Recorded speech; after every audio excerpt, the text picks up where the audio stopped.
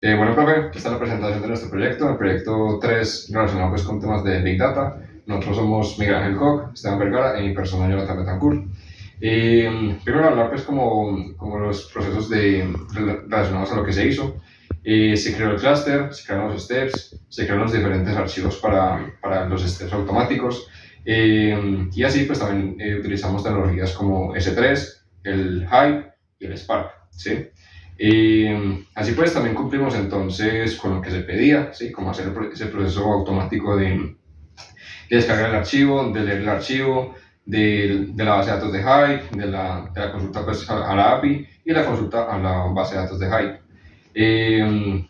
Relacionado pues a lo que no se cumplió, solamente no se cumplió pues el tema con el modelo de Machine Learning, pues ya que esto era opcional, ¿sí? Así pues, entonces ya tenemos el MR creado y los steps que ya vamos a mostrar pues de mejor manera posteriormente. Bueno, pero entonces nosotros ya con los steps, como dijo mi compañera Jonathan, tenemos 5.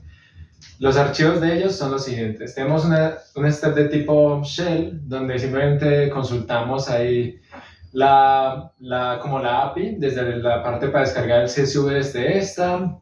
Definimos como en qué parte del buque la vamos a descargar y el nombre del archivo. Si alguno de estos pasos falla, pues lo imprimimos por consola y ya, pues si salió bien, imprimimos que se hizo bien. Y entonces aquí podemos ver que en el standard out dice que se descargó exitosamente el archivo y lo podemos ver aquí en la zona raw de S3, el archivo de COVID. De ahí tenemos ya el archivo que nos permite, el archivo de Python con el que hacemos la consulta a este archivo y creamos ya una segunda tablita donde decimos como la cantidad de municipios que había. Es un archivo cortico y ya lo ejecutamos aquí desde este de acá. Lo imprimimos por consola también y vemos eso. Luego vamos a ver cómo se ve desde Athena. También tenemos ya el archivo que se lee desde la API, es un poquito más largo porque utilizamos aquí request de Python para llamar a la API que nos envía la información, la pasamos a JSON y ya en este caso leemos los nombres de los departamentos. Y en este caso también imprimimos por consola como para ver que sí estaba funcionando. También luego lo vamos a leer por Athena. Y ya para la parte de la base de datos utilizamos archivos de HiveQL en donde cuando creamos la tabla en base al archivo que tenemos en la zona raw de COVID, el CSV, y le hacemos una consulta. En el archivo intentamos hacer que se descargara dentro del bucket, pero no salía nada, nunca entendimos bien por qué, pero sabemos que funciona porque al ejecutar la query, esta, como vemos en el código, solo está llamando directamente a la base de datos ya creada, aquí como le llamamos COVID Database y COVID Database, y imprimimos por consola la consulta que se hizo y sale bien. Y entonces eso sería todo. Listo, aquí tenemos 3 carpetas principales. En la de scripts están todos los códigos que hicimos. En cierto momento hicimos un compilado de Jar usando Scala, cuando no sabíamos que había uno propio pues, de los AMRs. Aquí están todos los códigos que están montados también en el repositorio. En el RAW tenemos literalmente el CSV que se sacó de la página del gobierno, es este coviddata.csv, que se usa para sacar estos trusted, que son los resultados de las queries, para que se puedan ya consultar en tipo tabla, que fue el que se hizo con la API, que aquí nos da el success, y un parquet, que es como con la metadata para que lo pueda utilizar en Athena, en este caso. Y además del trusted tenemos el de file, que fue el que se leyó directamente el archivo, que también tiene su success y su parquet. Entonces aquí ya desde Athena, aquí es donde se crea este coso, ¿cierto? Entonces saca todo literalmente del parquet, porque uno dice, hey, queremos leer este parquet, y ya saca todo. De ahí en adelante ya se pueden hacer las consultas, que aquí ya nos tira todo, ¿cierto?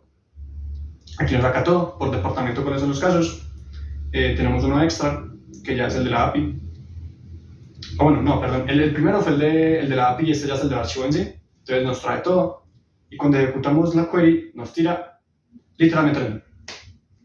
Intentando entender el proyecto, al inicio no habíamos seguido el video, entonces estamos como ayudándonos ahí en internet viendo cosas de cómo montar la información, pero luego fue como que no, eso no está dando para nada y nos fuimos simplemente a seguir el video tutorial que nos dejó el profe. Y entonces aquí tenemos por ejemplo una fotico de ejemplo de cómo fue ejecutando los códigos dentro de Cloud9 como lo hacían ahí en el tutorial. Y de ahí, por ejemplo, bueno, ya la API que estamos utilizando la tenemos aquí en el README, es este primer link que está en el README, y es esta de acá. De ahí, los mayores problemas que tuvimos cuando estábamos creando los steps era que no estábamos entendiendo cómo queda toda esta información que tenía esto. Custom jar, Spark Application, así, porque al inicio, cuando estábamos viendo como internet cómo hacerlo, pensamos que, hacemos un Spark Application porque en Python o en Scala íbamos a usar Spark, mandamos como el archivo y listo, y siempre nos fallaba.